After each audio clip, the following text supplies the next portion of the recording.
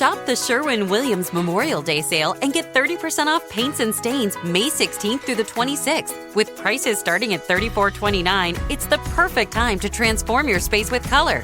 Whether you're looking to revamp your bedroom, living room, or home office, we have you covered with bold hues, soothing neutrals, and everything in between. Shop the sale online or visit your neighborhood Sherwin-Williams store. Click the banner to learn more. Retail sales only. Some exclusions apply. See store for details. Blog Talk Radio.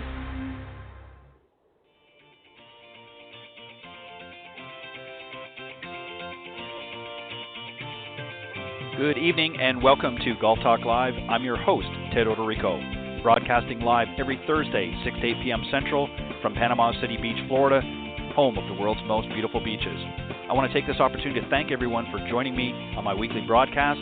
Every week, I'll feature some of the best instructors, coaches, authors, and entrepreneurs in the golf business today. I begin with a great discussion on Coach's Corner, followed by an insightful interview with my special guest.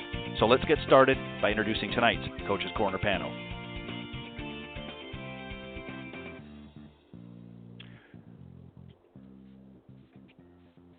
All right. Thank you, everybody, for joining me tonight here on Golf Talk Live. I'm your host, Ted Odorico, as mentioned in the intro.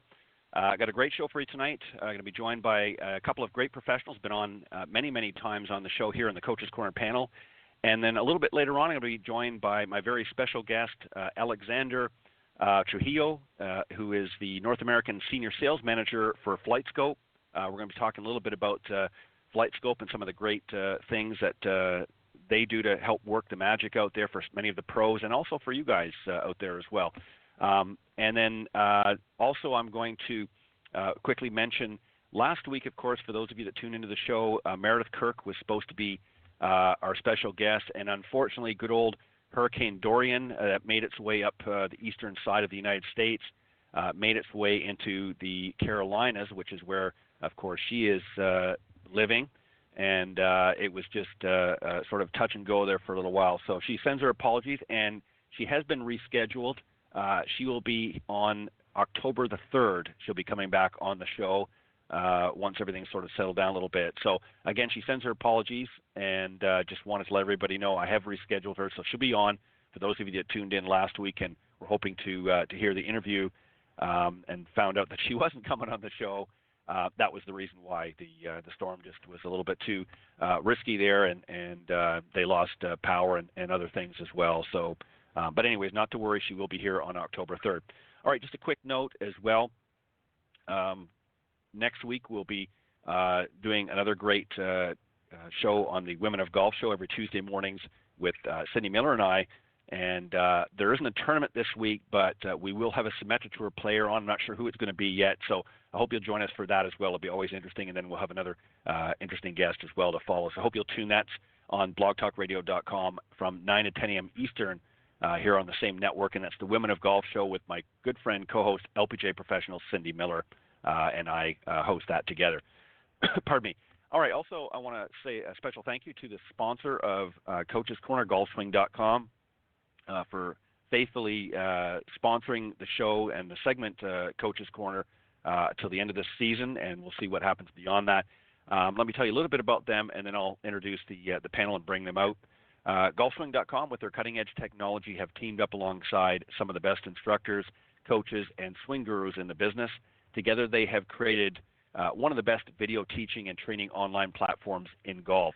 So if you're ready to break 100, 90, 80, or even 70, then by all means join their online video academy and learn from some of the best. If you enter in the promo code Golf Talk Live at checkout, you'll receive 50% off the subscription price. So don't forget to do that. Wait till the end of the show and go to golfswing.com, enter promo code Golf Talk Live, and receive up to 50% off the subscription price. Well worth it. And again, if you want to join golfswing.com today, watch, practice, and improve your game. I guarantee it will happen. All right, on the panel this evening, one of them actually is ready, so I'm going to bring him out here. Tonight on the panel is John Hughes. He's a PGA Master Professional and the president of the North Florida PGA section. He was also the recipient of the 2013 PGA of America's Horton Smith Award. And he's also in the Golf Tips Magazine Top 25 Instructors. Also joining out on the panel is Sue Weger. She's a #1 international best-selling author of a great book called Golf: The Last 6 Inches, Change Your Brain, Change Your Game. She's also a motivational speaker and peak performance coach, and she's a 24-plus year LPGA Class A professional and the owner of Weger Consulting, LLC. Good evening, John. Welcome. We're going to wait for Sue a little bit longer here, but John, welcome to Coach's Corner. Thanks, Ted. Good evening. Hope you're having a good evening. Hope everybody listening is doing the same. I appreciate it. Thank you, John.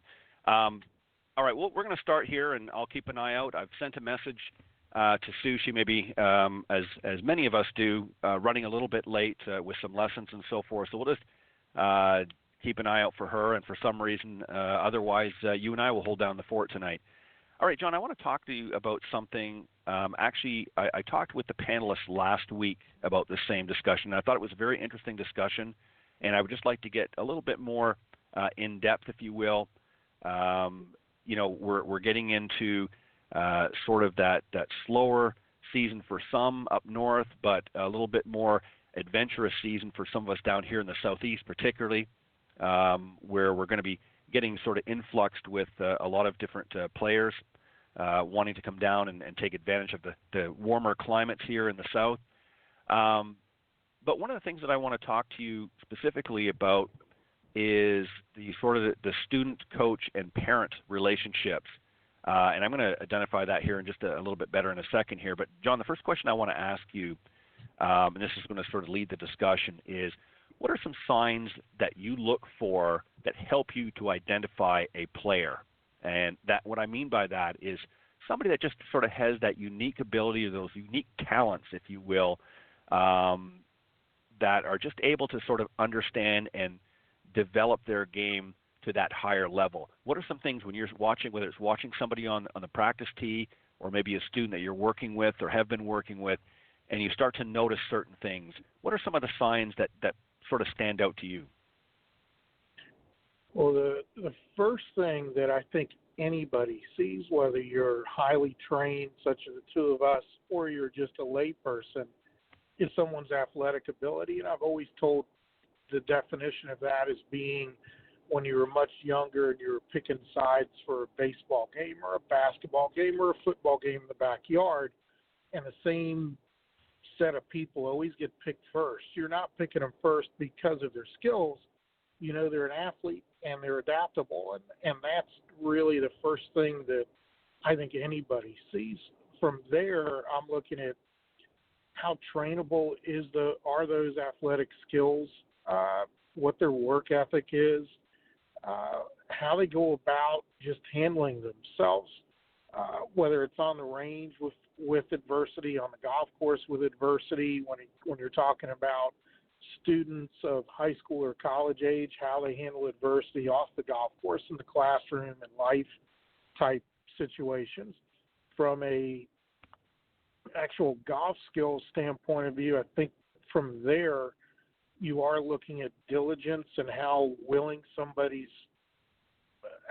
they're put the commitment in, the time needed to better themselves, right, as well as the creativity factor. With that, the creativity can be taught to a certain degree, but it's more innate. And when you look at the best golfers in the world, they're there for a lot of different reasons. One of them is their creativity, and the ones that are super creative are the ones that are super successful. So there's a lot of variables that go into that. But when you're talking to college coaches, when you're talking to coaches that train elite golfers, I think those are some of the similar things that everybody's looking for in a golfer. Right, well said. And I think that, one of the things that, and you talked about this here a little bit, obviously there's certain athletic abilities that are important to have. And again, that doesn't mean you have to be in peak physical condition. Obviously it helps and it gives you an advantage. But you have to have sort of the groundwork already established, if you will, in being somewhat athletic. and having the ability to be able to adapt, as you said. But I think also when you're identifying somebody who I think has those qualities of a good player, in addition to being able to adapt, they've got to be somebody that has a good, strong work ethic, because they're going to have to work. I mean, some people certainly have a born natural talent in whatever endeavor they may be pursuing, but they have to work at it. It doesn't just, come in one day and stay there for the rest of your life. You have to keep working at it, at that craft. And I think this is something that I think probably coaches look for as well, is it's great to have somebody that has the talent, but if they're not willing to, continue to put in that effort, then they're really more of a liability. And this is something that, John, I know that you work a lot with juniors that are either in high school or maybe pursuing college golf, and there's a conversation that happens. Maybe you've identified some of the things that you mentioned here in a player.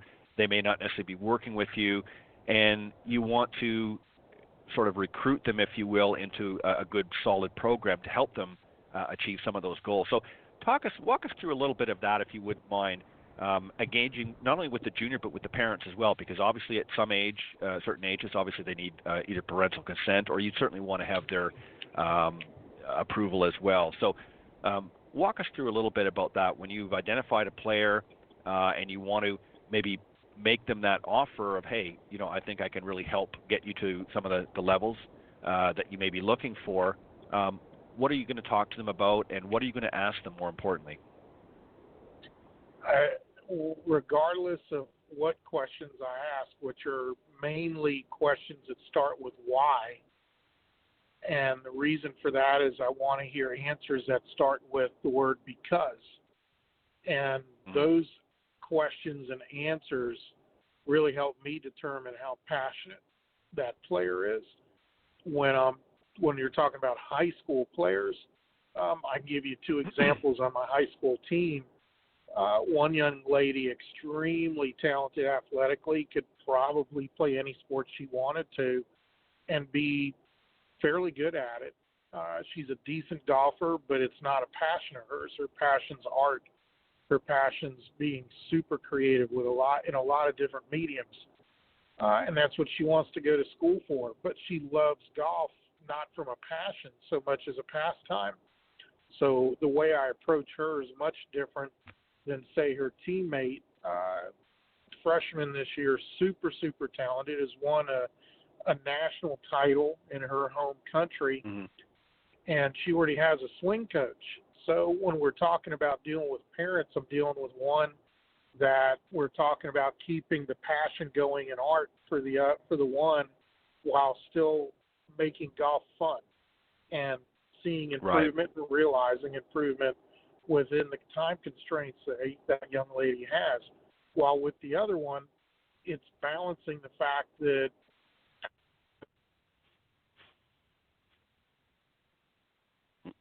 as I'd like to help this young lady improve, she's already working with somebody. So that's one of the best quotes I've ever heard, and I want to say it's attributed, and don't hold me to this, I want to say it's attributed to Dean Smith. He was asked, what do most coaches do that you'd ask them to correct that they're doing? And he basically, in a nutshell, said most coaches don't know when to stop coaching.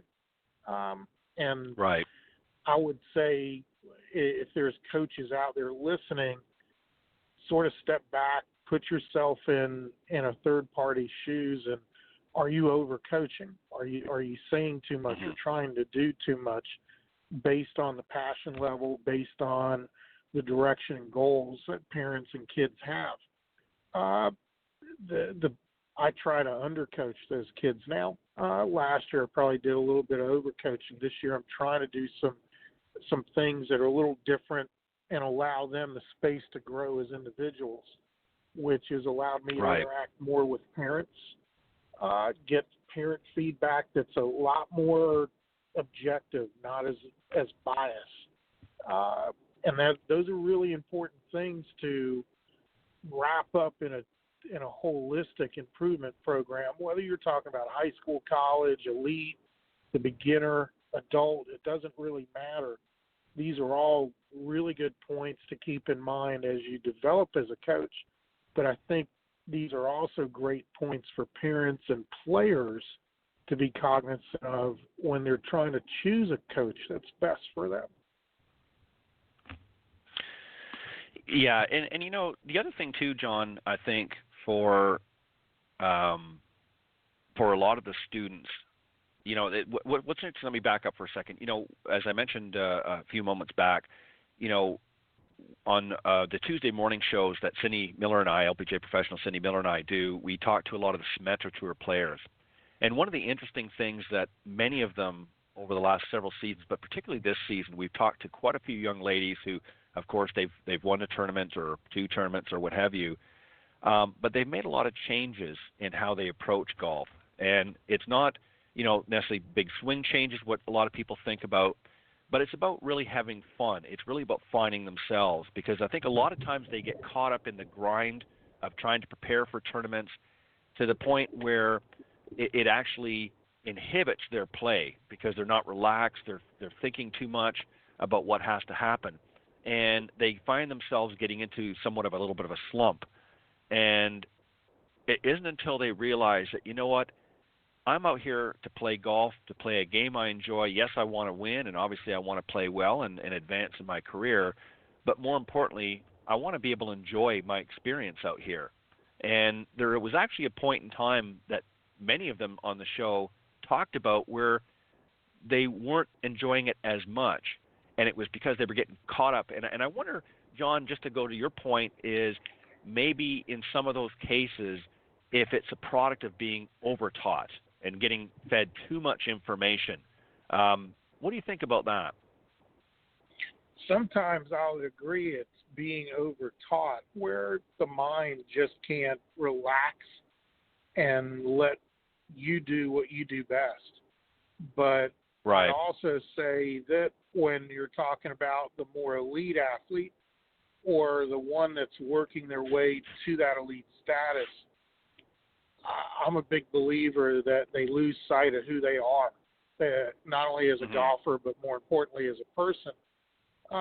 So, for example, tour players, you see them, the off days or even the night in between a round, maybe attending an NBA basketball game, if where they're playing there happens to be a game or a football game, or so they're realizing that, hey, for me to be able to enjoy my craft, I have to remain myself. Because if I can't be myself, how can I enjoy myself and therefore enjoy what I do? So I think that's right. The other thing that you're hearing from these athletes is that they're trying to reconnect with themselves, reconnect with why they play the game, what got them into playing the game, and the other things that supported them early in their development, because a lot of times you get lost in the grind of, wow, I got to make a paycheck. Because if you don't make the cut, you don't make a paycheck. And if you don't make too many paychecks, there's not as many sponsors that want to put their logo on your clothing. It's all a very vicious cycle that way. But I think the ones that do it the best, who are the most consistent, are the ones that know who they are, know what they're about, and try to stay within themselves as they go about this great work ethic that they have. That's what balances it all out. Right. Well said. I want to move on to another area, and this is really preparation, if you will. Obviously, we're going to be talking about players now looking towards making a college career. Not just academically, but trying out for the golf team. And obviously there are different levels. Obviously D1 is probably the most favorable, but there's also D2 and 3 and other options as well. So really, whatever level you're able to acquire is obviously based on your performance and your abilities and so forth. But what are some of the things from a coach's standpoint, John, maybe you can explain, when you're dealing with somebody that's got that in their forefront. I want to get on a college team. I want to get in and play college golf. Obviously, I'm going for education, but I also want that experience. What are some of the key things that you're going to do to help prepare them for that transition? Having spent 3.5 years at IJGA, I got an education about this myself, and I continue to hone it. I continue to keep track of it.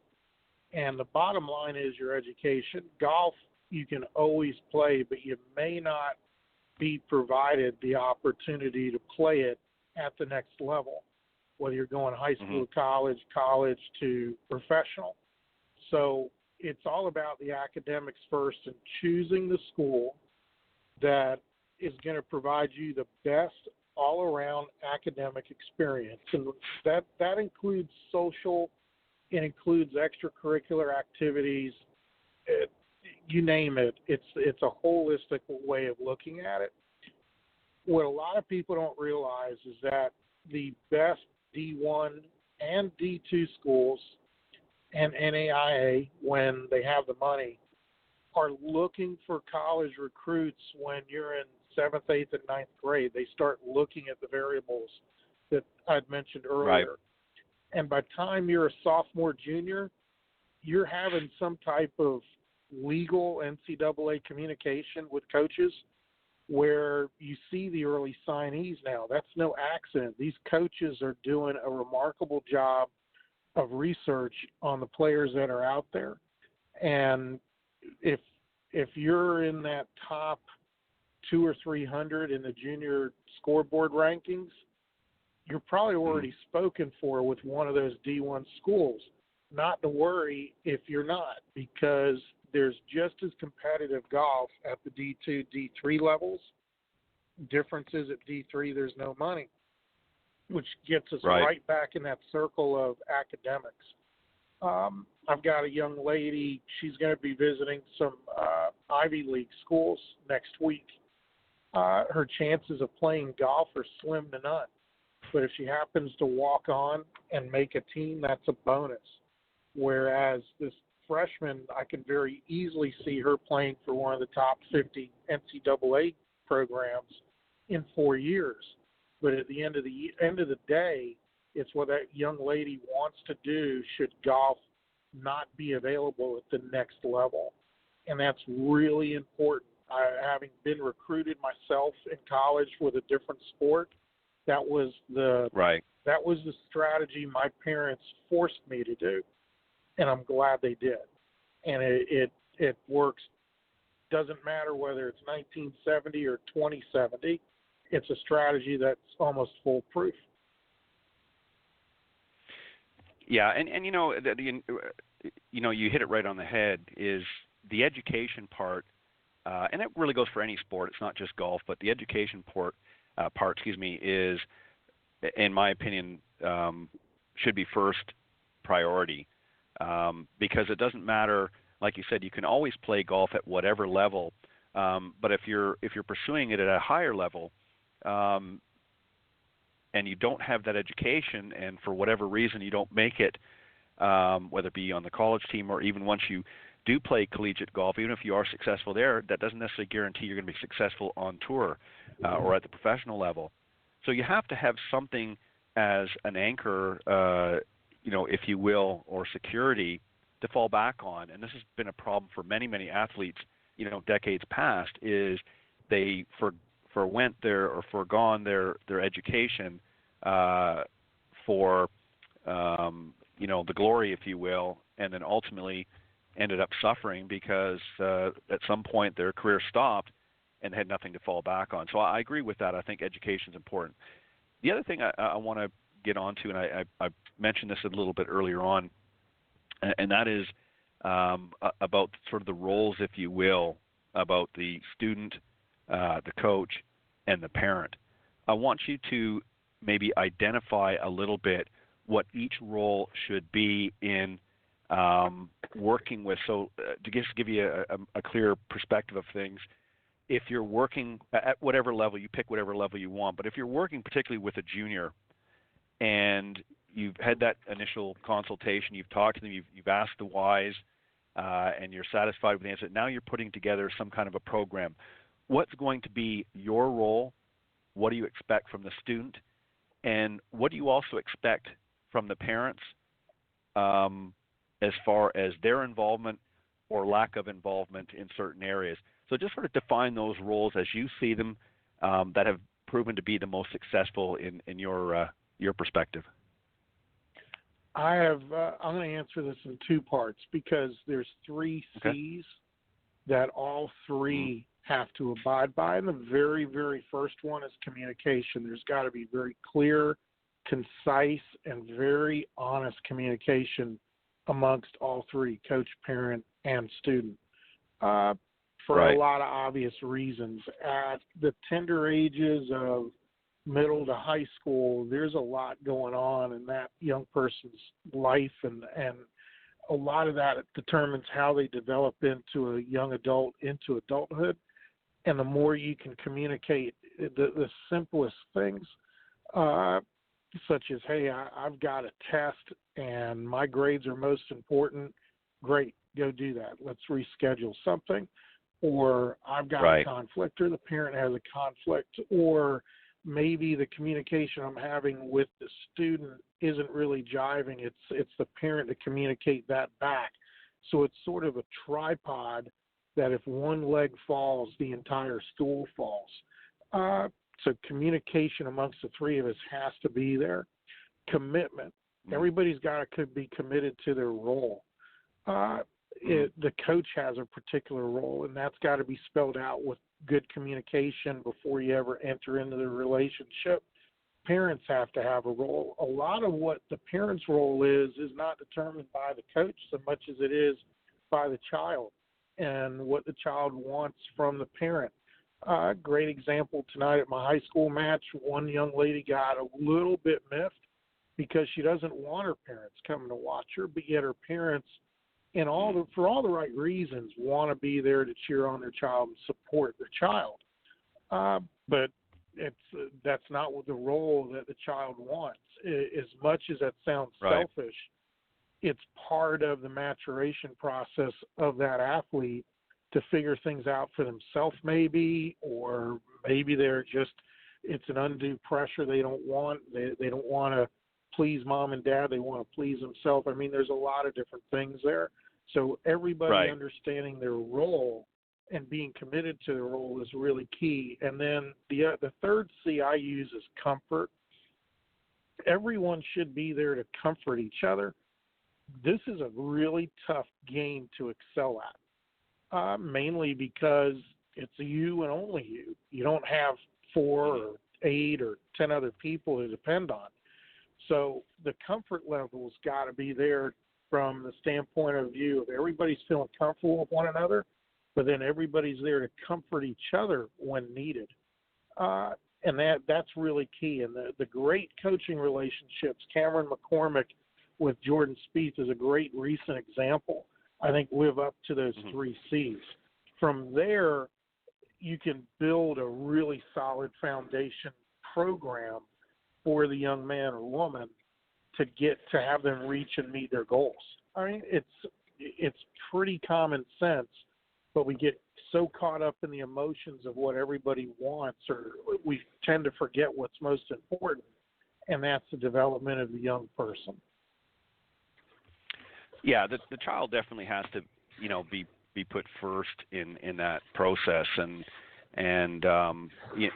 this brings me to the next point. I know we've touched on this in the past, and I know I've spoken about it a number of times, but I don't think we can emphasize enough. But I want to focus on the parental role a little bit more, because one of the problems, and I'm sure you've seen it in many, many examples over the years, where a parent just decides, or parents in some cases, really want to push that child and put a lot of undue pressure on the individuals, and to perform better, to make the grade, if you will, and the anxiety that develops with the child as a result of it can sometimes be never mind their golf game. I mean, we won't get into all the psychological issues that can manifest from that. But I want you, from a golf perspective, that's a fine line, because you as a coach, I mean, you're there to basically instruct, you're there to guide and teach. You're not really there to get involved into the parent-student, home relationships and things like that. But you know what I'm talking about. We get parents sometimes that just are just pushing and pushing. They're on the sidelines when, so-and-so doesn't make a shot, they're kind of coming down hard on them. What do you, when you start these initial discussions with both parties, do you lay specific ground rules out and say, okay, look, we're here to support. If there's issues or things that you're concerned about, then you and I, meaning the parent and I, need to talk about that, and then, or how do you go about that? How do you handle a situation like that when you're dealt with the parents or parents that are just a little bit too, overzealous, for lack of better words? Well, you can stereotypically put parents into that bucket, and I'd say 95% of the time you're going to be right doing so. The 5% you're wrong is when you've missed some small little variable with the either parent-child relationship or just the child themselves as to what makes them different, or why they are who they are. So, do you spell out some roles? Do you lay some ground rules? I think any great relationship, husband, wife, parent, child, co-workers, there's always an unwritten set of ground rules that we all follow.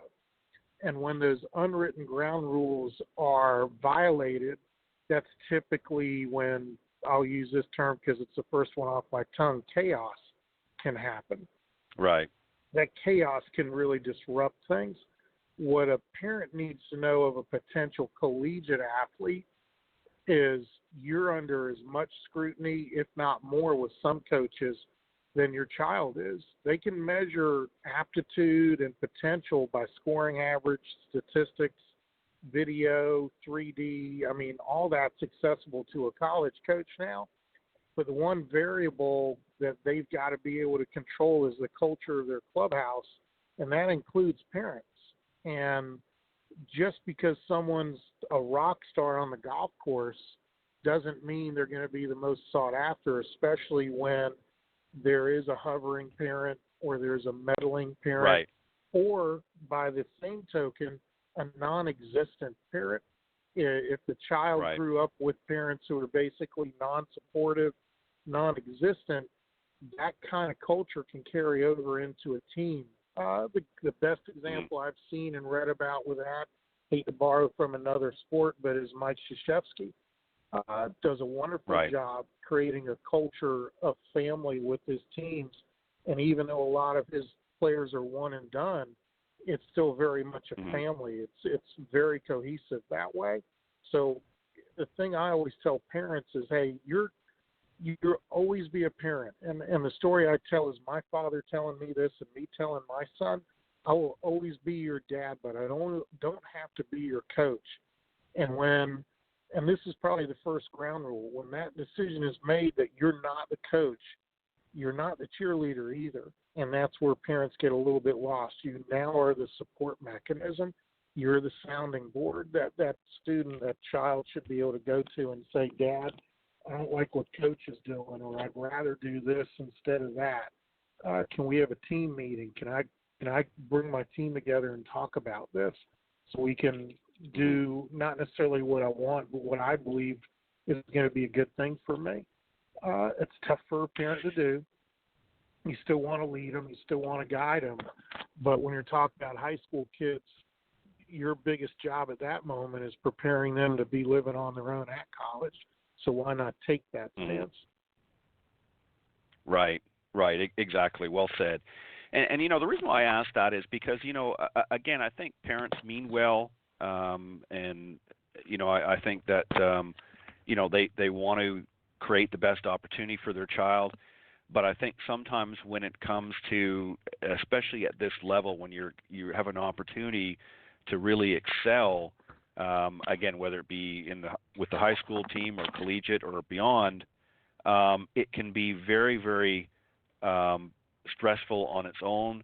But then when you've got, that hovering parent, if you will, sort of looking at every little, nook and cranny, if you will, of what's going on in the program, and a lot of times even interfering in the program. In other words, undermining the coach's position by saying, well, no, I don't really want them to do that, or I would rather they would do this.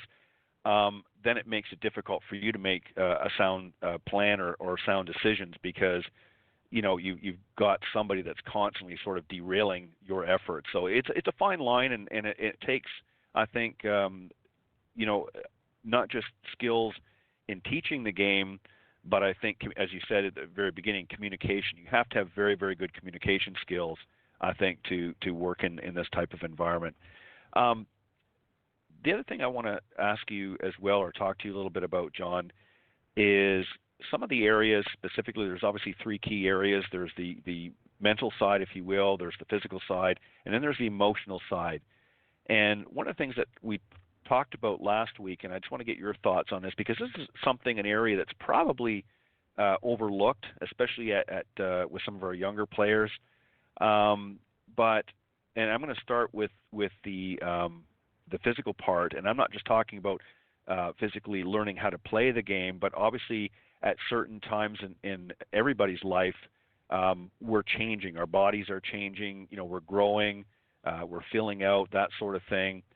And that can be a very, very confusing time for somebody. And also you have hormonal changes. And people might say, well, what does that got to do with golf? Who cares? And it doesn't make a difference.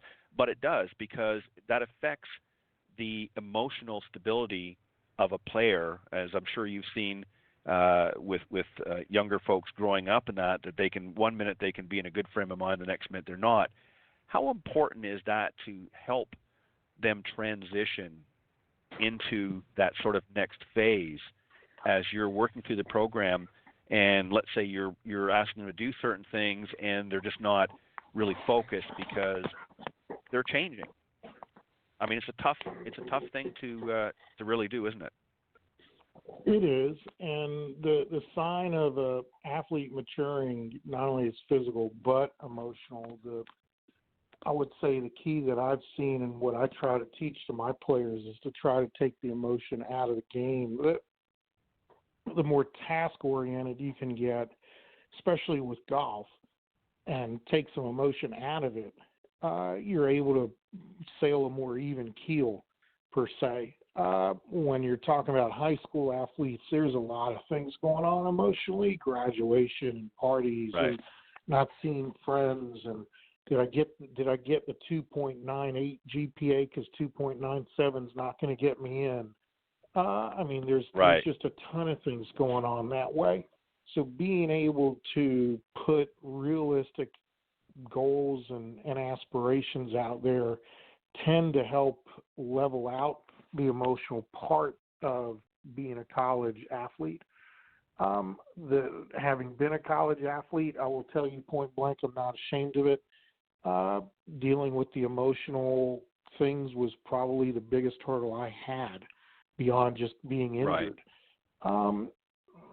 Being injured just adds a whole new emotional variable to it, as well as a massive amount of time commitment. So from an emotional standpoint of view, the word emote is probably best used in this case from a parental standpoint of view of allowing your child the ability to emote to you, be that stable person for them, show them that, hey, what they are emotional about is real, but maybe it's not as real as they believe it to be. It's tough. It's tough to do that, and sometimes you need a coach to be the buffer. Sometimes you need a sports psychologist. Sometimes you need a guidance counselor. I mean, clergy, whatever it is, can certainly help with that.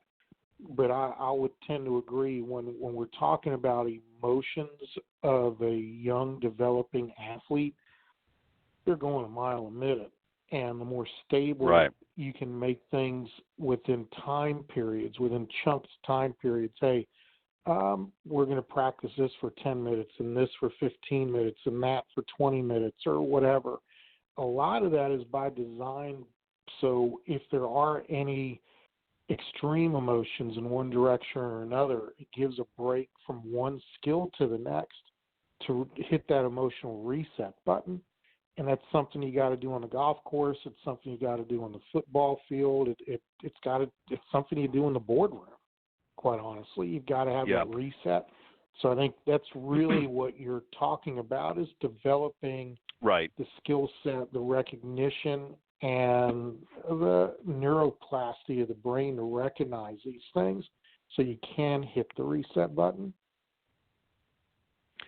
Yeah, and obviously mentally, you want to be as prepared as possible when you're out on the golf course for any situation that may arise. You've even when you're playing well, sometimes just maintaining the strategy that you've started out with on that round sometimes can take quite a bit of effort.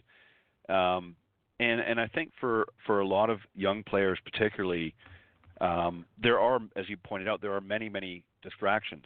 They've got friends, they've got family, they've got school, and so forth. And I'm sure a lot of times it's very difficult for them to focus on the tasks at hand. So I like your suggestion of sort of keeping, it minimal at times so that they're not getting into a long, drawn-out session. So, again, it might be 10 minutes here, it might be 15 or 20 minutes or whatever, depending on the exercise or the skill set that you're looking to help them, focus on. I think if it's kept at a minimal but effective rate, then I think it's easier for them to accept and easier for them to handle without, getting so overwhelmed. What about the physical side? And I'm going to talk about getting prepared and things like that for, again, whether it be a collegiate career or what. What are you going to do? Obviously, if they're working with you and they're going for that goal, you're not just taking somebody that doesn't have any skill. They've already developed some skill along the way, whether it be working from you, with you earlier on, or coming from elsewhere. But what are you primarily going to do to help them achieve the highest possible success that they can achieve with their collegiate career, as an example? So there's two main things. The first is having that student understand that once they get to college doesn't mean that their skill development within the sport has ceased. Quite the contrary, and I'll get into that in a second. What I'm trying to have them understand is that this is an evolutionary process, and as you go from one level to another, that each and every aspect of what you're doing is going to jump up a level. So the very first thing I'm trying to have them understand is the time commitment, the emotional commitment, the mental commitment, the monetary commitment. Just put any word in front of commitment. It's going to take a jump. Your academics is going to be need more commitment. Your time management skills are going to need more commitment. What you do at practice, because of NCAA regulations, to the limitations on practice and how often a team or an individual can practice with a coach throughout the week, changes. So the intensity of that practice changes. The expectations change within that practice. Everything jumps up a level. So it's not necessarily physically, hey, you got to be at your best all the time, because if you peak out too soon, then burnout's going to happen at some point. So it's literally, hey, you're going to get to school, you're going to get in the gym, you're going to get physically stronger, your body's going to change a little bit, we're still going to have to work on X, Y, and Z. So that's really the first expectation that I try to have potential collegiate players understand, is it's just not like stepping off the train and you're there. You're stepping on a bigger train, and you got to be prepared for that. The second thing physically is I try to get them to a quasi-routine of seeing a personal trainer and get them in the gym and start working on some of those things. Have them get a little bit more regimented with their practice time and chunking their practice time, and not getting too overly devoted, part of the double entendre there, but it makes sense, just way over devoted to one aspect of their game. It creates an imbalance, and when you get to school and the coach is trying to get you to balance everything out, and you can't. Just making the preparation physically has more to do with you being able to see how you can mature physically. And if you're not doing the things now to do it, you got to start mentally preparing to do those physical things, because that's the minimal expectation of any good collegiate program. You just don't take the season off because it's cold. That's right. No longer a choice. There's too many great indoor facilities. At least these colleges are amazing. The things that they put in place for the collegiate golfer, it's a year-round devoted commitment. And as a coach, and as parents, that's the thing you really got to prepare your child for the most. Because if you don't, they're in for the shock of their life. Yeah. Well, and that brings me to another question about from the student's perspective.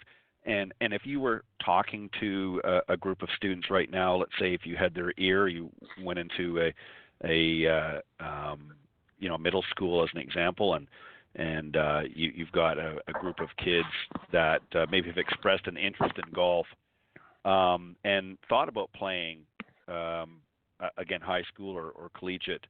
What would you say? What would that conversation go like? Again, obviously you want to express the whys, but what do you want them to understand and be prepared for? Because you don't want them to just sort of say, well, yeah, I'm going to do that and just jump into a program or try to jump into a program without really knowing what to expect. So what would you say to them if you had their ear for a few moments? Whether they're middle school, high school, collegiate, corporate, it doesn't make a difference. This is a word I've used with you every time I've ever been on the show, is fun. You got to have fun at what you're doing, or you're inevitably going to change what you're doing by choice or by subconscious priority changing. It's all about fun, and that fun shows through as you develop through the levels. It becomes more intense, and you got to start preparing yourself and just realizing that. So at a middle school age, a high school age, expose yourself. What I mean by that is expose yourself to what a collegiate program does. Go visit a college for a golf camp in the summer. Or you can't go there officially, but you can certainly let a coach know, hey, your program's a half an hour away and mom and dad are coming by and I'd like to watch a practice, kind of thing. They can't officially invite you and they can't officially say no, you can't. Right. But being able to watch that and be exposed to that, you'll get some ideas of what these athletes go through at that level, and you can start mentally and emotionally preparing yourself at that age to, hey, this is what it's going to take. It's gatekeeping along the way. You may get a child that you think's committed to it. You take them to a college program. You take them to a college golf camp, and they work harder than they ever have, and they come home and go, oh, that's too much work for me. That's okay. At least you found out sooner than later. You didn't spend as much financial commitment on that you could have if you just let it fester the way it was festering. The other real key from the standpoint of view of what do you have to do at that age to start preparing is keep an open mind. The more closed-minded you are about certain things, the less likely you'll develop at an optimal level. You'll actually stunt your growth, to use a term loosely. When you look at the development of Tiger Woods, did he have one or two coaches as a child? Yes, but for good reason and for justifiable reason. I bet you there's 20 or 30 people from the California area who claim they've taught Tiger Woods between the age of 5 and 15. And they'd be telling the truth because Earl took him to a lot of different people. He kept an open mind, or tried to have Tiger have an open mind to very different ideas about what a swing would be or the strategy to play. or what college is best for me, or what's the best class schedule for me to do as I'm playing collegiate golf or middle school golf. You got to keep an open mind to this. There are some. Peter Uihlein comes to mind. I remember at 12 years old, he was hell-bent on going to Oklahoma State. And even though they changed coaches when he was younger, he stayed true to that. He was very close-minded that way, but it can work positively that if you want to play at that kind of program, and it's that or nothing, then maybe that's the nugget that inspires the young person to work that much harder. So you as a parent, as a coach, you have to sort of understand, okay, let's keep an open mind with other things, but that open-mindedness is going to help him with the one that he's not open-minded with. And that's what the Uihleins did. I watched it, and it was very unique. So, just exposing yourself, getting an understanding what it's going to take is going to help you prepare, but keeping an open mind that there's more than one way to slice a golf ball is really going to go far when it comes to being prepared for that next level. Right. Well said. And I think also, too, there are many, many great junior programs out literally all around the United States and beyond, to get your juniors involved in, if they've got an interest, and let them go out there and obviously first and foremost have fun, but to play and know what it's like to be in a competitive environment.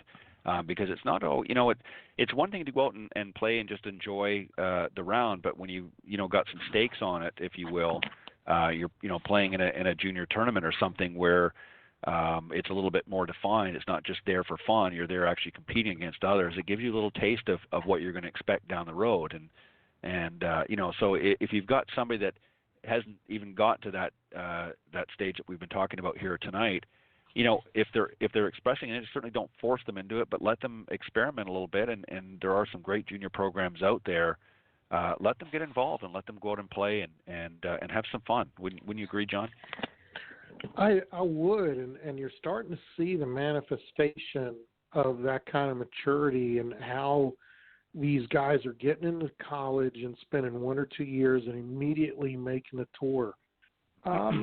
Junior golf, from a competitive standpoint of view, I don't think it's ever been any better. Here in Florida, there's so many different tours you can play, and you can climb the ladder per se. We've always said that golf's a microcosm of life. Well, you want to climb the corporate ladder, watch how kids climb the golf tour ladder as juniors. It prepares you for that kind of stuff. The other thing that I'm always telling my students, my clients, my parents is, you know what? Sometimes in competition, having a failure is actually the best friend you can have at critical times. We as humans learn throughout our entire life. One of the ways we learn is by failure, and we correct that failure most of the time. Sometimes it takes us 2 or 3 attempts, but because you failed and it feels bad to fail, it may physically feel bad to fail in some sports, it gives you that inspiration to get up, try it again, let me get it right the second time, and it really makes your brain work. When you look at the successful golfers, the successful athletes, a lot of their success came from their failures. So junior golf is doing an outstanding job right now from a tournament standpoint of view of putting kids in circumstantial situations where they've got to be able to think on their feet. They've got to be able to make critical decisions based on their skills, based on where they are in the tournament. It's going to help them long-term to jump to the next level. We're seeing it already. But again, from a life skill standpoint of view, when they can understand how to take the lessons they've learned from their failures from on the course and apply it to life, apply it to the boardroom, apply it to many other situations, you're talking about, from a character standpoint of view, the potential of a much more functional and successful adult. Right. Well said. Well, John, it's hard to believe, but our hour's up. Thank you for making. Yeah. Yeah. Well, Sue missed out, unfortunately, this week, but we'll make sure she comes on. As I said, I've said so many times on the show, I appreciate you guys always giving of your time, and I know it's not always easy sometimes to make it from the lesson tee and to make it in time for Coach's Corner. But I appreciate, John, that you were able to slip away and spend the hour with me. And it was very insightful and very interesting. I think we've got a good future for the game, and it's exciting to see. And I got to be honest, doing these programs has given me, not only insight for my own teaching in that, but also the opportunity to really speak with some great up-and-coming players, especially on the women's side. I mean, many of these young girls coming up on the Symetra Tour, it's just amazing how hard-working. And, I was saying to our guest this past week that what was really interesting about this season particularly is almost every tournament, and they're getting close to the end of their season, they've gone into sudden death playoffs, which is almost unheard of. I mean, you certainly see some playoffs on the PGA and others, but not to the level that I've witnessed here this past season. I mean, almost virtually every tournament has ended in sudden death playoff. These level of young ladies coming up has just gotten better and better and better, and they're getting very, very competitive, and the fields are tightening up even more so. So it's going to be interesting to see over the next several years as they progress onto the LPGA Tour, just the level of golf. I'm hoping to see some really exciting golf happening for some of these young women coming out on tour. So, but John, as always, it's been a pleasure, and always love having you on. You're going to be coming on, I believe, is it the end of this month? I believe you're coming back as a guest. Well, I'll be on Coach's Corner again, my normal second Thursday, and then I believe it's the 24th of October. You've got me That's right. scheduled to be a guest, and I'm already lining up some people to be with me. I think it'll be a really interesting conversation of coach and student that a lot of people will get a lot of things out of. All right. Well, sounds good. Well, John, as always, again, thank you very much for joining me. Keep up all the hard work that you do out there on the lesson tee. And I look forward to having you join me again next time here on Coach's Corner and as my special guest next month. So thanks, John. I appreciate it, Ted. And real quick, I just want to give a shout out to your next guest, Alex Trujillo, who's a personal friend. Got a lot of good things happening as a FlightScope ambassador with him that we'll be real excited about launching and announcing in the next several weeks. Appreciate you having me on. Look forward to talking to you again very soon. All right. Thanks, John. Take care. All right. That was John Hughes, PGA Master Professional, filling in on the Coach's Corner, if you will, for Sue's half and his half as well. Again, obviously, Sue got detained, so we'll make sure that we'll get her on again here real soon. Before I bring on Alex and tell you a little bit about him, let me just remind everybody, of course, at the end of the show, go to golfswing.com. Of course, it's a sponsor of Coach's Corner. And if you go on their website and check out, they've got a great online video academy with some of the best golf instructors in the business. If you enter promo code at checkout Golf Talk Live, you'll get 50% off the subscription price. So make sure you do that at the end of the show. Go to golfswing.com. And let me play this little clip so you can hear a little bit more about them. Are you finally ready to improve your golf game? GolfSwing.com is changing the way golfers learn online. With the largest collection of golf training programs and drills on the planet, GolfSwing.com can help you improve every part of your game. Whether you want to gain more distance, hit it closer, or just sink more putts, GolfSwing.com's staff of world-class coaches can help you gain the results you need. Watch unlimited videos on any device from anywhere in the world and start playing better, scoring lower, having more fun, and saving money. Get your fix on demand at golfswing.com. All right, and again, after the end of the show, go to golfswing.com, enter promo code GolfTalkLive, and save 50% off the subscription price. All right, my next guest, John gave us a little sneak peek, if you will, of a very special guest and a good friend of his, Alex Trujillo. He is the FlightScope's North American Senior Sales Manager, and he's also a certified FlightScope application specialist. He's also graduated from the Professional Golfers Career College back in August of 2013 with a degree in professional golf management. And he's also a combat veteran of the United States Army, where he served for 10 years. So let me bring out this evening's special guest, Alexander Trujillo. Good evening, Alex, and welcome to Golf Talk Live. All right, I appreciate it very much. Not a problem. And thank you for your service. We appreciate that very much. You spent some time in the Army. I did. I spent 10 years. Yeah, it's again, thank you for your service. All right, Alex, let's talk. I know we're going to talk about some of the specifics here in a moment, but I want just for the listeners that are tuning in that are maybe not familiar with FlightScope, obviously as many of us are that are in the industry. Maybe you can just give, there's a number, obviously, products that are available. Maybe give us just a brief overview about FlightScope, what it is, and what's sort of involved, and then we'll get into some of the specifics.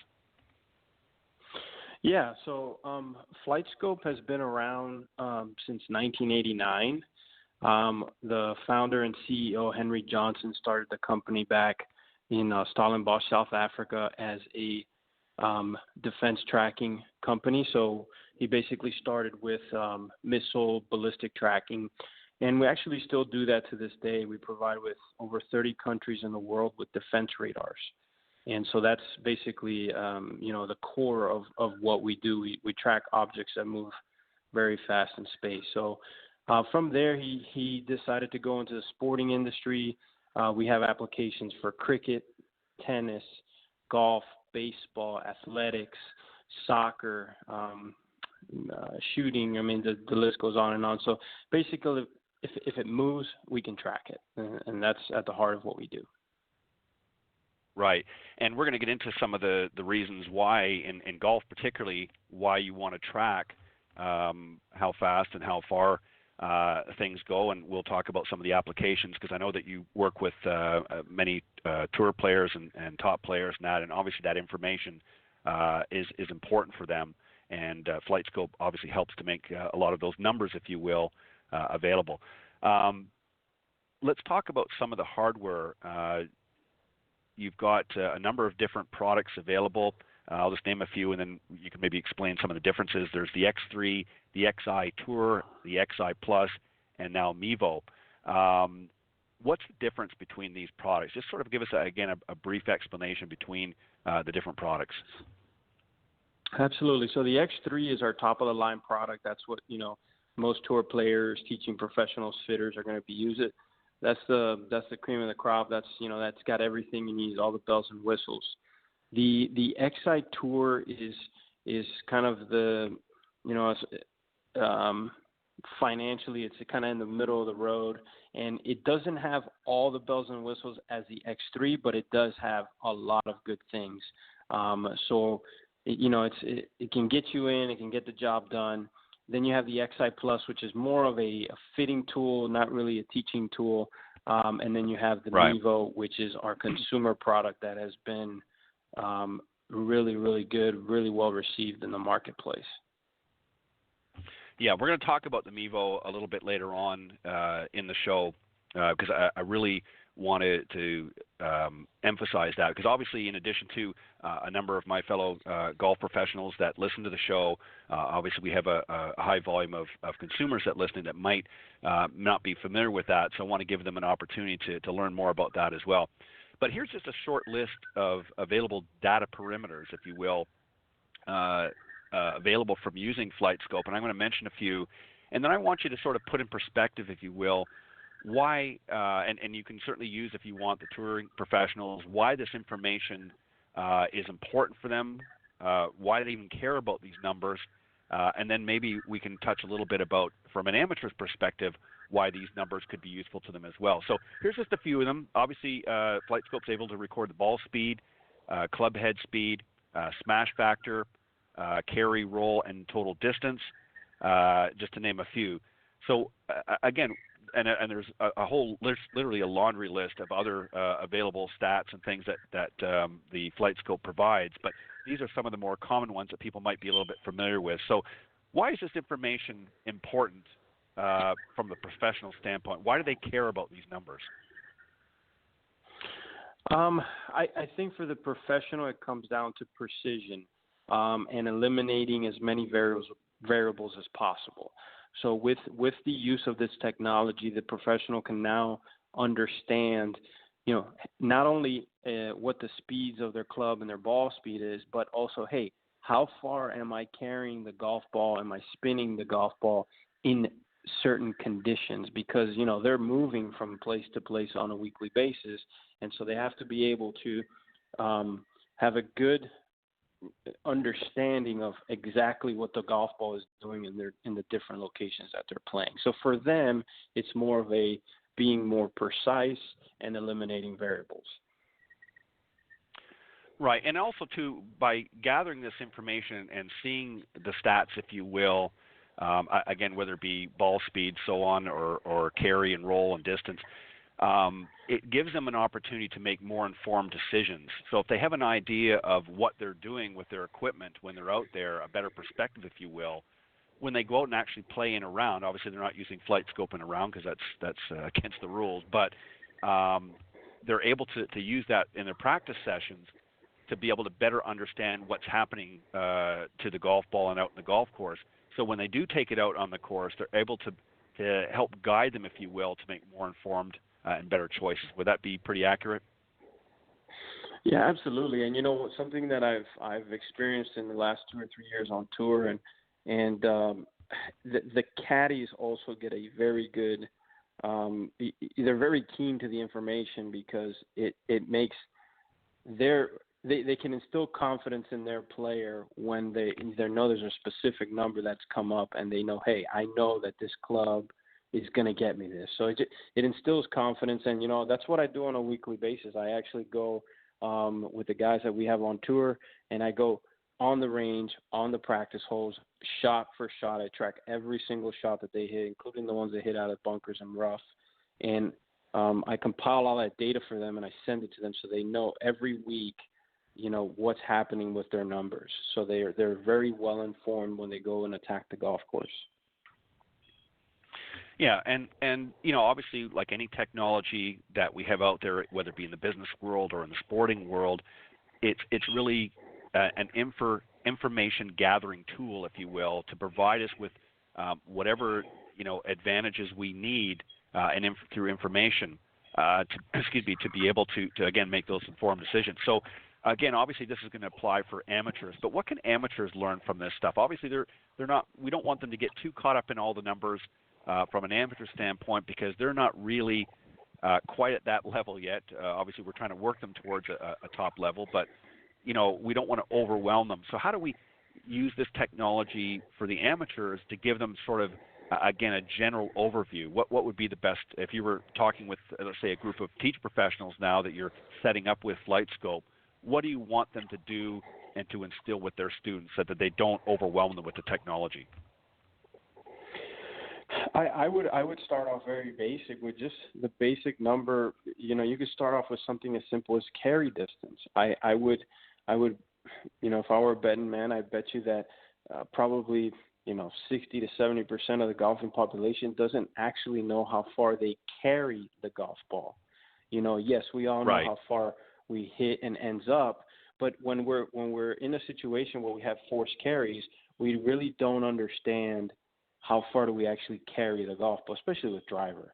So right. Just having that understanding will give you a totally different perspective when you get to the golf course and you're faced with certain situations. So just starting off with something as basic as carry distance, this technology can really help your game on the golf course. Right. What are some of the other parameters that are available as well? I just read a few out here. What are some of the other ones that obviously I'm sure there's a slew that the professionals use, but what are some of the more common ones that the professionals are really paying attention to? Um, Always looking at spin rate, always looking at launch, even vertical descent angle. Again, it depends on what they're working on, but we're mainly looking at speed, we're looking at launch, club speed, ball speed, launch, and spin. Because at the end of the day, that's what's producing the initial ball flight. And then, obviously from there, club path and face angle are a huge part of what creates the movement of the golf ball. So they will also look at that. But I would say those. Now, for the average consumer, you have your parameters basically that the Mevo provides, which is more of just kind of your club head speed and then your ball numbers. Right. And obviously there's a lot of information there and data. And as I said, I think as teach professionals, I think we have to, sort of pick and choose based on what our students are looking for. Obviously if they're looking to get more carry and a better understanding of how far they're carrying their clubs, as you said, especially the driver, then maybe we might want to focus on one or two key areas with FlightScope. But again, we also have to guard against overwhelming them. I mean, the pros are obviously a little bit more trained and seasoned, if you will, on understanding their abilities. So you can be a little bit more assertive, if you will, with them as time goes on. And I'm sure even some of them, over the years, that maybe they could even get a little challenged, if you will, I'm sure. But, they adapt a little bit easier, I think, than some of our consumers do. Something else that's very interesting as well that you would agree with that, right? I think that, again, it's kind of like spoon-feeding a child. You don't want to, get a shovel and try to pour something down their throat all at once. You want to sort of ease them into that transition and getting familiar with the technology. Something else, Alex, that go ahead, please. No, I was just going to say, even like you were mentioning, even with the professional, you have your professionals that are very, very technical and they'll look at every single number. And then you have others that, they just look at you and they say, hey, is that good? Say, yep, nope, whatever the case may be. And for them, it's more of like, hey, check me out. Is it good to go? And then they're fine. They don't need to see everything. And others are a little more technical. So it just depends. Yeah.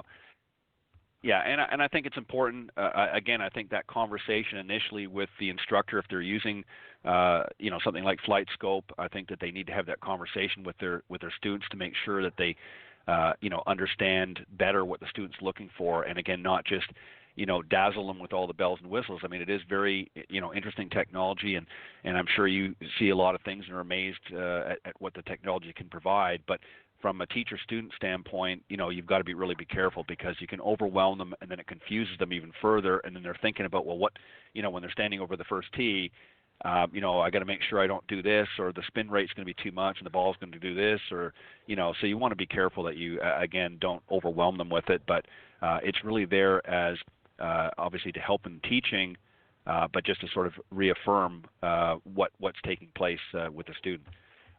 Something else that I want to talk about as well, Alex, is there are a lot of other things that can be integrated with FlightScope. For instance, I'll name a few, and then we'll talk about some of those. There's Focus Band, Body Track Tour, and Body Track Vector, and also MySwing.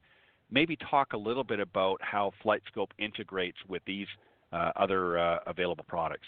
Let's talk about, let's say, as an example, Focus Band. What is it that you're doing with Focus Band?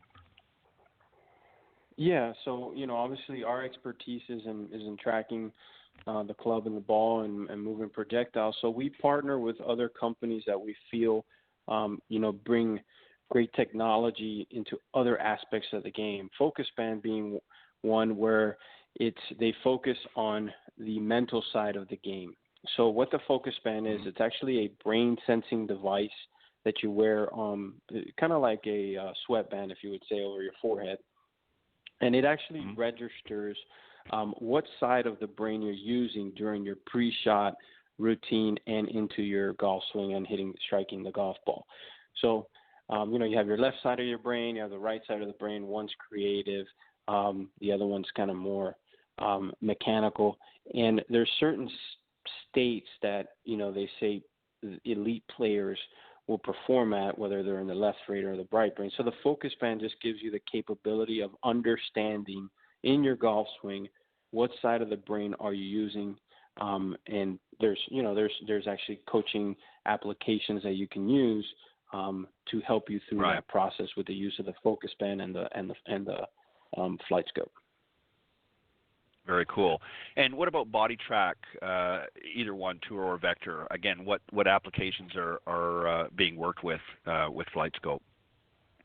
Yeah, so they're integrated right into our application, and what we do with them is the body track is used to measure pressure, as well as in the Tour version, they have your verticals, so you can start to understand how a player is moving their pressure, their center of mass throughout the golf swing. So now not only do you have the club metrics, but you also have how the body and the pressure is moving throughout the actual golf swing. So you're combining those two worlds. Very cool. And then finally, MySwing is another one. Talk a little bit about that as well. Yeah, so MySwing is a system that's wireless, and it has these sensors. I believe it's up to 17 sensors that you can place, for example, around your waist, your knees, your ankles, your wrist, your elbows, shoulders, head. And these sensors capture your motion. So you can start looking at your kinematic sequence, working a little more biomechanics, and actually see where these different positions or these different body parts are throughout the golf swing. So if you're a draw player or a cut player or someone who's shallow or steep, this sensor will kind of show you how your body moves in 3D space with a virtual avatar. Wow. So I think that's something similar. I think Tiger Woods, you see that, and I don't know if this is the same thing or a similar product, but actually had almost like a bodysuit on where it had key points. That basically the same idea, the technology you're talking about, where he was basically able to have. It just has measurements. It has measurement tools that allow you to see, for example, like your how much extension or flexion your wrists are in, or so on and so forth. So not to get too technical, but yes, you can measure how the different body parts are moving. Very cool. And again, obviously, for our average golfers, that may not necessarily be information that is going to be important to them, but obviously the tour players who are playing at a very highly, when you're talking about the level that many of these tour players are playing at and the purses that they're playing for, you want to understand how your body's working, and especially as you develop as a player, that information can be vital, and it can mean the difference of, winning a tournament or at least being in the top 10 to being, number 145 down the money list. And that can be a difference of having to visit Q school again and regain your card. So, having that information obviously is very valuable for the tour players. Before we get on and talk about Mevo a little bit, I want to ask you, obviously working with this type of technology, there's got to be kind of a wow factor for you. What drew you to FlightScope? What was it specifically about the technology and the product, if you will, and obviously various products, but the technology that really sort of hit home with you that said, okay, I really want to be a part of this? Yeah, so I was.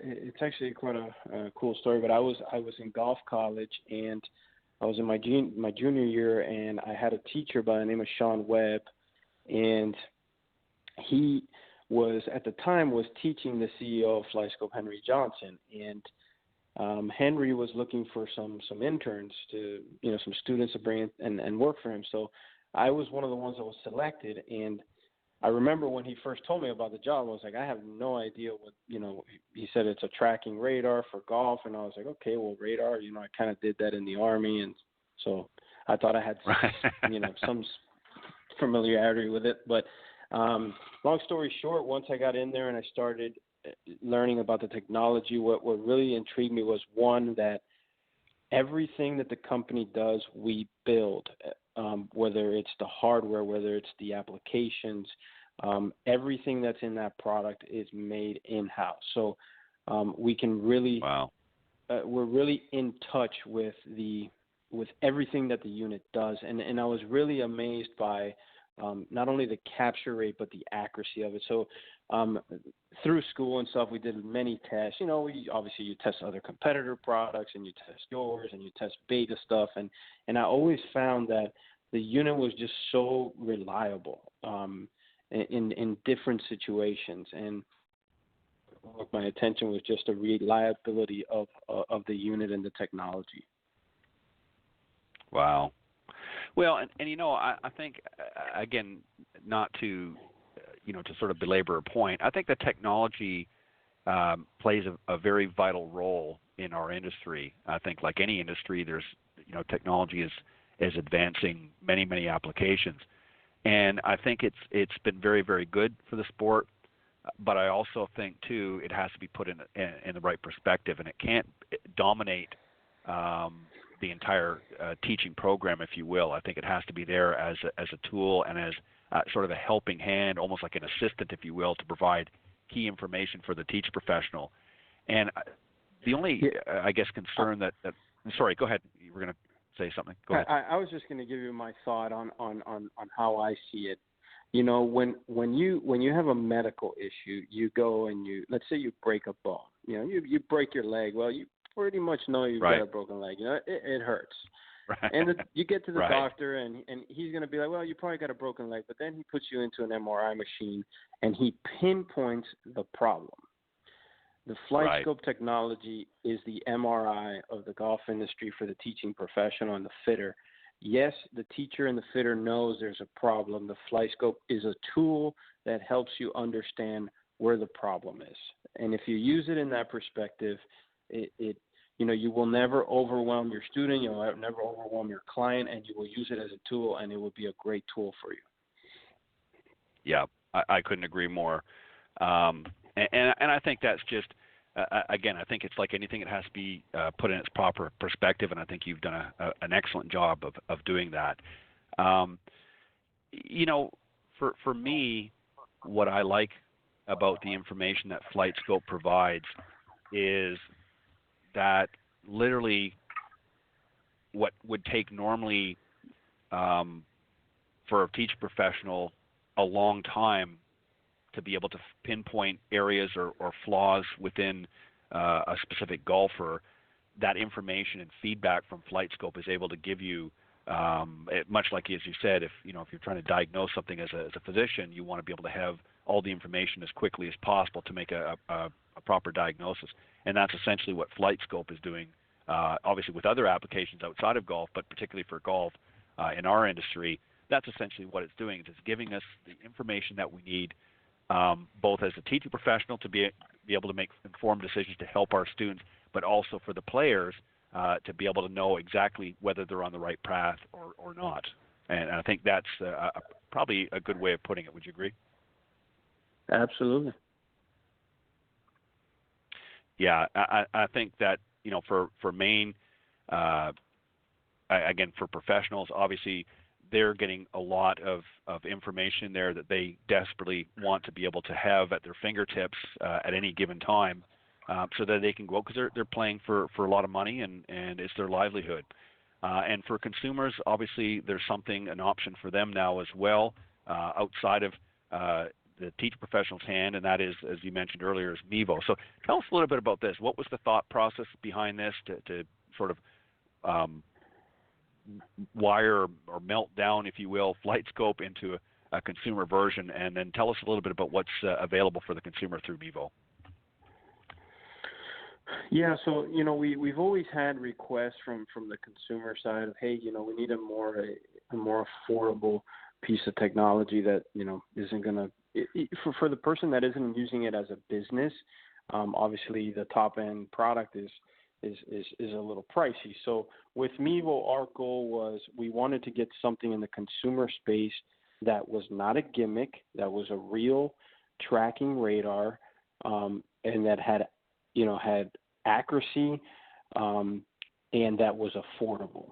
And what we always wanted to do from the very beginning is we wanted to be able to show two things.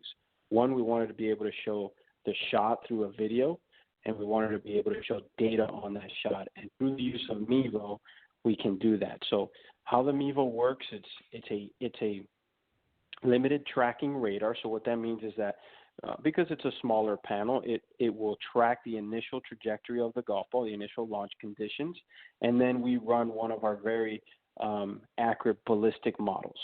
So it would be kind of like, you can call it your normalized data. And that Mevo will connect via Bluetooth to your cell phone or your iPad. And using that camera, you can record your swing. And what's really cool is you don't have to press any buttons. You don't have to hit record.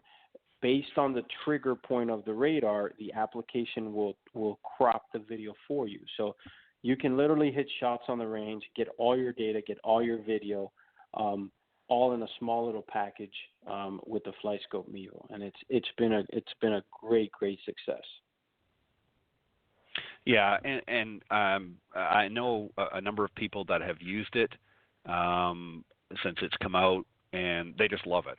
I mean, they just say, this is so cool. You know, I've always kind of wanted to know this. They don't, you know, maybe you're not in a lesson program right now, so they don't have access to, obviously, the full version, if you will, that is available at many great locations. But they want to be able to have be able to track certain things and want to be able to see what's going on. And this is a great, and it's very affordably priced. I mean, I've looked not only on your site, but other places that carry it as well, and it's very, very affordable for consumers. So I think it's a great product to be available for consumers. And it's only going to get better, I think. And I'm sure you can't give too much away, but I'm sure over time, as the technology continues to advance, we're going to see more and more things come to fruition. Would you like to let anything slip out tonight, or can you? What's to come? I can't let anything slip out, but what I can tell you is it's like any other technology where, you know, we're always trying to be cutting edge. We're always looking for the next greatest thing, and you know, it's like a cell phone. If you have a cell phone that you got 5 years ago, well, the cell phone that's out today is probably, you know, 5 times faster, has 100 times more gigabytes, and the camera can, you know, zoom in 3 million times. So it's like it just all continues to advance so rapidly and quickly. And the same thing happens with our radars and all of our communication pieces and everything that we put within them. It just advances. So yes, we do have some future stuff coming. It's in the works, and we're always looking to improve. Well, I'm definitely going to make a point of when that happens to have you come back and share some of the newer technology that's going to be available once it's been made public. I'd love to have you come back again and do that. So let me ask you, and again, anytime, Alex. What I wanted to ask you is, I know that you've been working here lately, as you mentioned earlier, with some of the tour pros that are connected with FlightScope, and certainly by all means you don't need to give any names or anything like that. But with some of the pros that you have been working with here lately, what predominantly have you found that maybe not necessarily isn't available, but what are they looking for that's maybe different that hopefully could be coming down the pipe? What's been some of the I mean, I'm sure they give you feedback and say, we would really love to have this or do that. Is there anything that you can share, or is that kind of under the carpet too, so to speak, until a later point? No, I mean, you know, I work with Bryson DeChambeau is obviously the one I've worked with the longest. I've been working with him since before he got on tour. I've been working a lot with Bubba Watson and his caddy Ted Scott. I work a lot with George Gankis and his pupil Matt Wolf.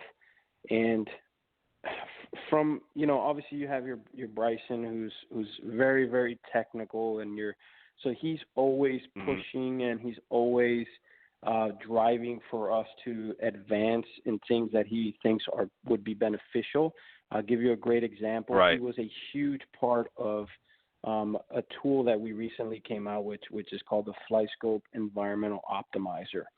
And what this tool allows you to do is it allows you to hit shots within the application, but it allows you to change your location. So, for example, I can hit a golf ball here in Orlando, and instantly I can change the data. I can change my altitude. I can change my air pressure, my humidity, my temperature, my relative landing height, my wind speed, and my wind direction to any location in the world, and it will show me both sides of the data, what it did here and what it would do in that other environment. And this was a very key element for him because he was trying to understand why the golf ball would do certain things in certain conditions. And I'm sure you guys saw him, there was spraying the water on the balls and all this stuff. And that's because he's very his entire goal in the game of golf is to try to understand as many variables as possible. And I tell you, and I'm not kidding, he would prefer to be on the range figuring things out than actually playing golf.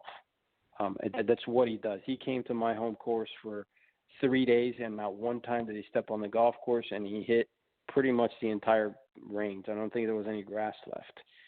But that's what he loves. He loves trying to understand the variables. And then, you know, with Bubba, you know, people think Bubba is not technical.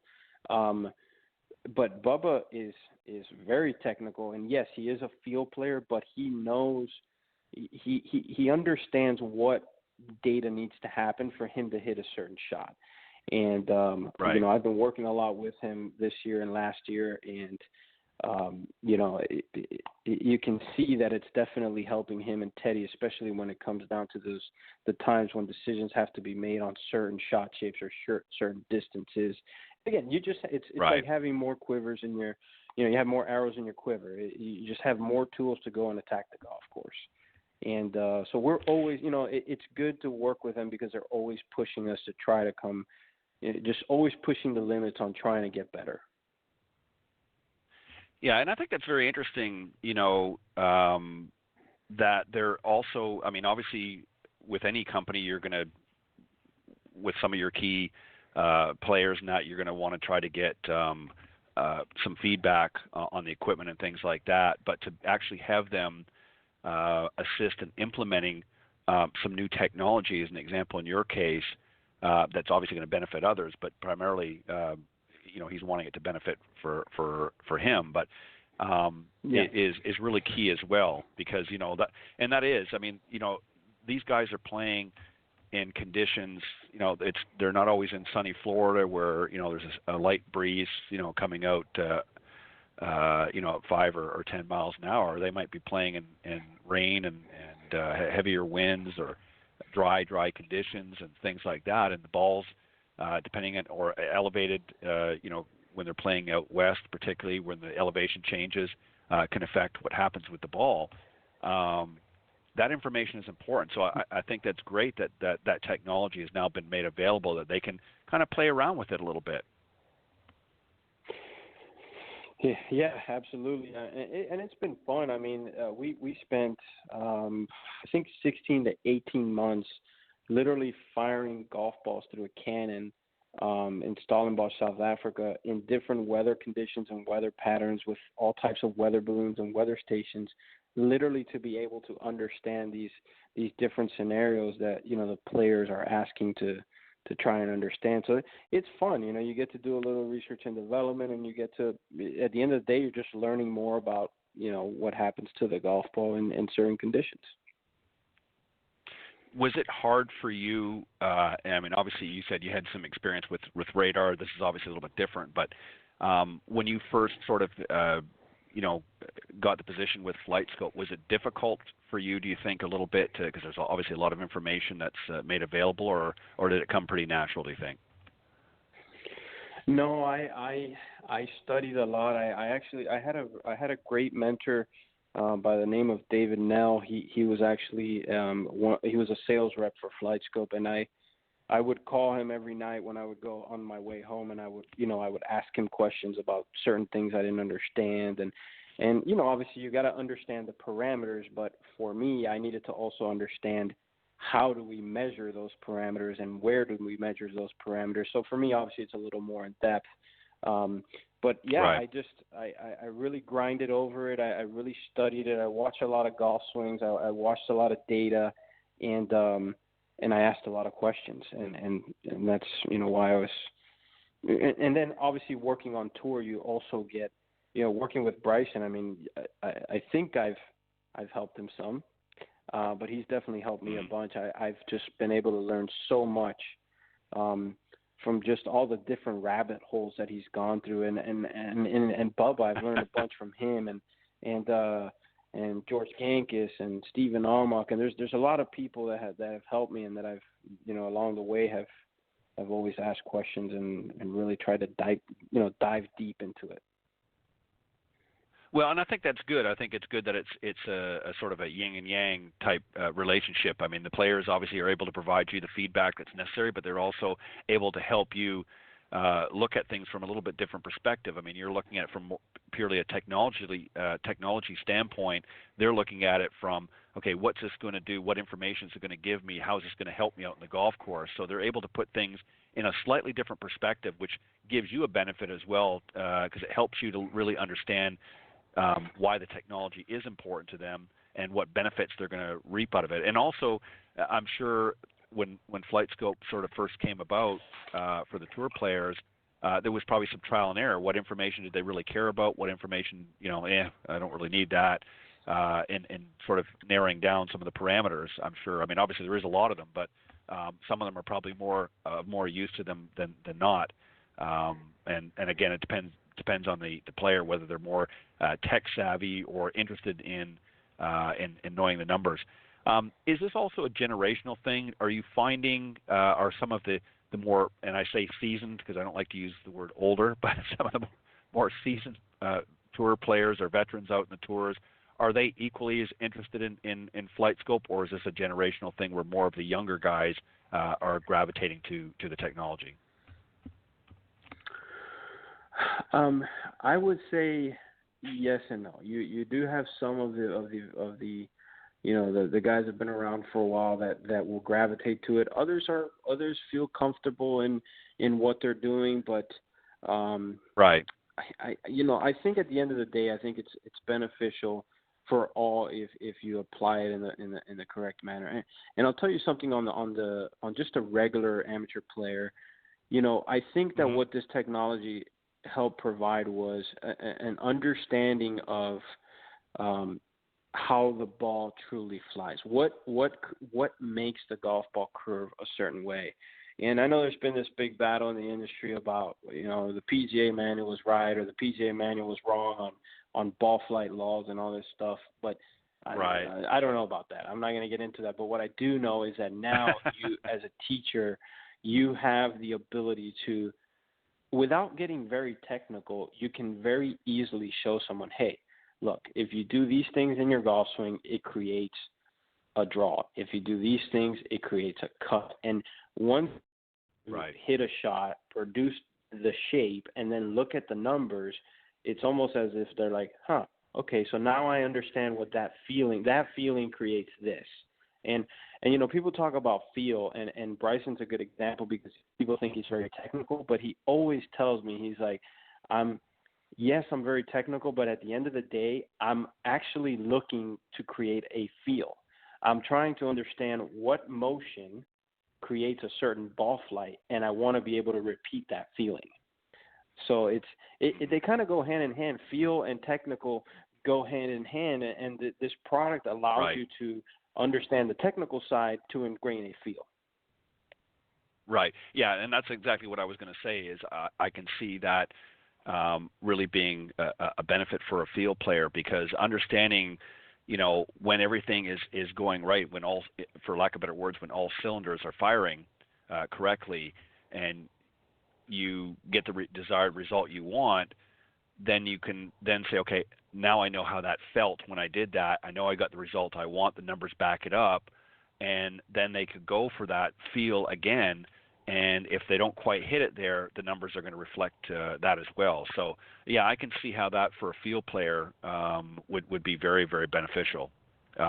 Very interesting, some of the technology that's out there and with FlightScope, and I like the fact that they've come out with a version that's available for consumers. So I think a lot of golfers have struggled for many, many years, and it's no fault of the teacher professional. Obviously, people have to take some personal responsibility, get out there and practice, number one. I know we can't get them to practice as much as the pros do, but having this technology will give them some vital information. So I think that's a great step for FlightScope to take, is to get into that consumer market, because as you mentioned, there's so much. It's like the cell phone. I mean, things are changing so much, and things are getting smaller, that more compact, that you can make it affordable.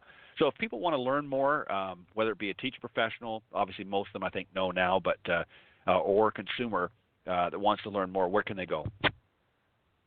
Yeah, they can simply go to www.flightscope.com, or you can go to flightscopemevo.com, and you can learn more about our company and our products. And we're happy to help.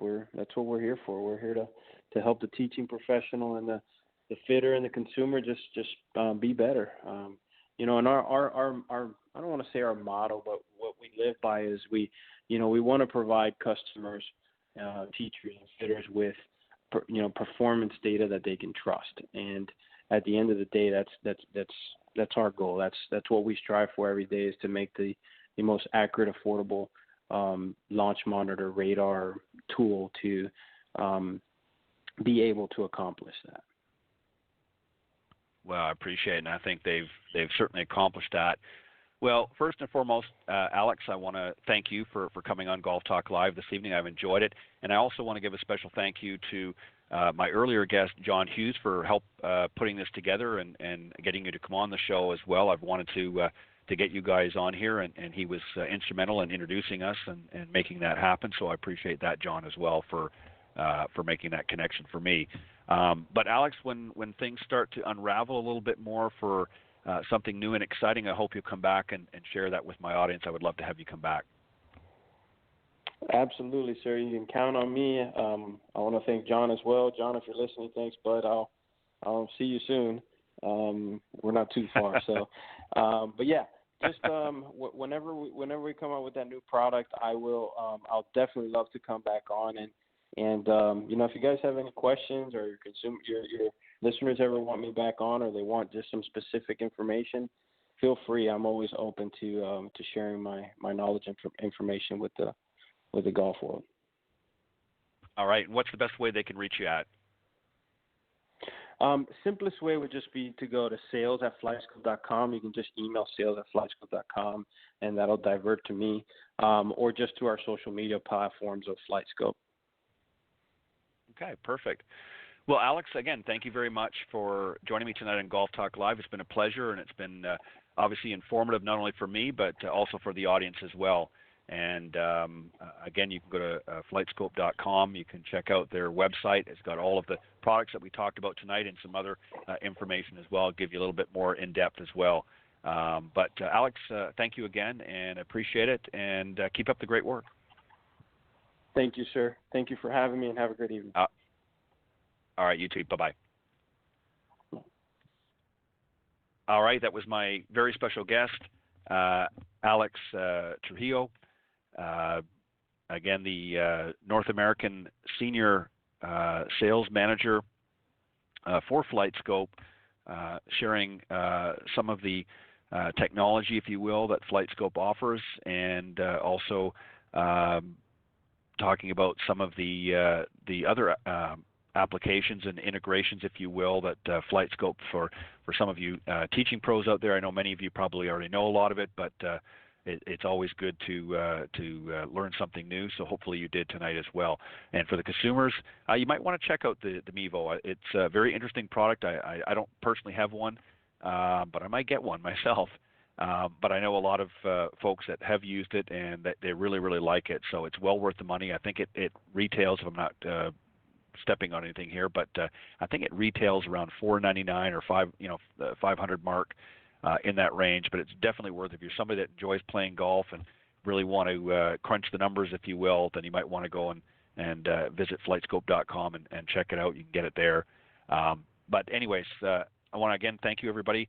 And I did communicate while I was talking with Alex. Sue said to extend her apologies. She had some personal things had come up last minute and just was not able to make Coach's Corner. But again, she sends her apologies and will definitely be with us next time. So on that note, don't forget to tune next Tuesday to blogtalkradio.com's Women of Golf. That'll be on from 9 to 10 a.m. Eastern next Tuesday here on the blogtalkradio.com network. We'll have some great guests for you, along with my good friend and co-host, LPGA professional Cindy Miller. And then I will be back next Thursday with another great round of Coach's Corner and another interesting guest interview. So I hope you'll join me. God bless everybody. Have a great weekend. Bye-bye.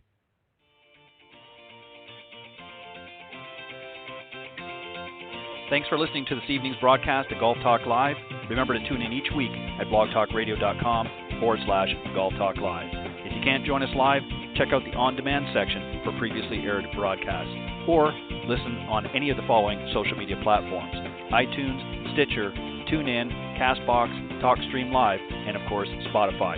To get updates on future shows and upcoming guests, be sure to visit the show's Facebook page, Golf Talk Live Blog. You can also follow me on Twitter at Ted and Buck CEO.